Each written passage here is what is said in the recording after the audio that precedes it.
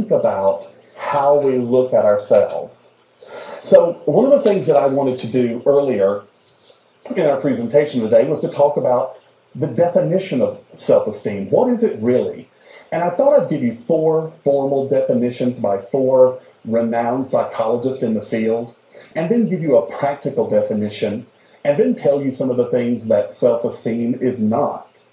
One of the first things that we know, William James was one of the first psychologists to ever look at self-esteem. And basically what he said was that it is the sum total of everything that a person can call his or her own. And he said that there were three different selves that we had to look at. There is the material me, the social me, and the spiritual me. And what he said about the material me is that my self-esteem is judged by what I own.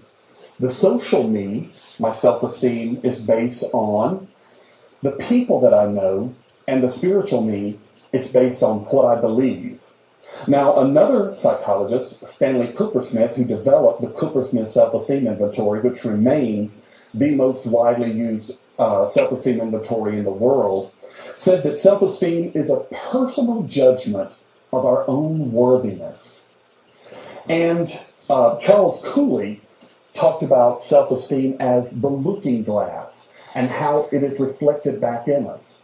And finally, a psychologist who has worked on self-esteem more recently, Nathaniel Brandon, said that it is our confidence to be able to cope with the world, and it's our belief that we are worthy of happiness in and of ourselves. So those are some of the formal definitions of self-esteem.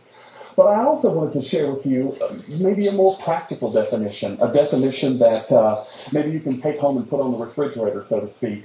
And that definition is that self-esteem is the photograph that you carry of yourself in your mind. It is the culmination of every person you've met, every experience you've had, everything you've learned, and every place to where you've traveled. So basically, self-esteem is the picture that we hold of ourselves in our own mind based on all of the past experiences that we've had.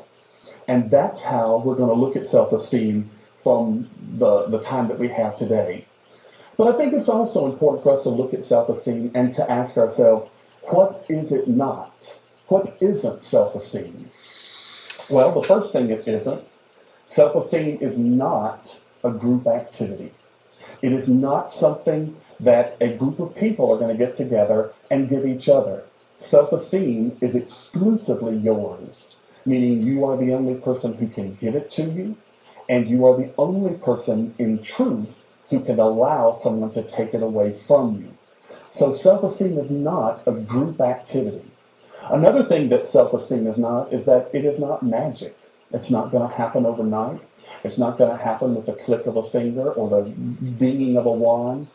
Self-esteem is work, and I mean it is real work. And for some people, it's a lifetime of work because our self-esteem is so damaged from time to time. We have to continually work and to find out how we can feel better about ourselves.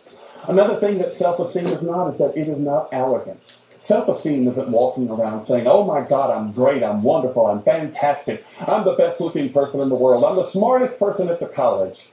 It's not what it is at all. As a matter of fact, there's an old wonderful quote that says, tell me what you brag about, and I'll tell you what you're lacking. And so self-esteem isn't bragging and it isn't arrogance. It's just a self-confidence that we carry inside our own selves and that exudes itself through the way that we treat other people. Self-esteem isn't a comparison.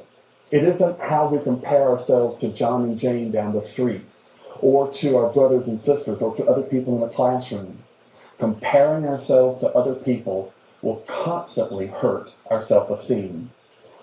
Another thing that self-esteem is that it is not validation from other people. Self-esteem is a validation from within our own selves. It is us knowing that we are good, that we have intelligence, that we are happy, that I am worthy of a good life. And finally, self-esteem is not the words, if only. If only I had been smarter. If only I had been more prepared. We can if only ourselves to death, and that does nothing but damage our self-esteem. So a person who is looking to really strengthen their self-esteem has to move away from all of these things, from comparing yourself to other people, from boasting and bragging, and from saying, if only I had done X, because there's not a person in the world who can ever go back and change the past. We can only look forward. So how did we get to where we are? What influenced our self-esteem? What made us who we are? That's a broad question. And basically it comes down to our past, our family, our friends, our teachers. And it also comes down to what we've watched on television, what we listen to on the radio. Many studies have been done to suggest that students in the first grade have a very high self-esteem, and by the time they're in the 8th grade, it is at the lowest point in their lives. So it suggests that teachers and education in and of itself does something to diminish our own self-esteem.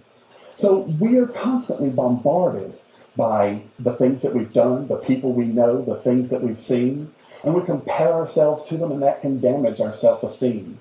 How many times have we watched a TV show and said, if only I could have that, or if only I could drive this car, and then the TV show's over and we feel badly because we don't have that?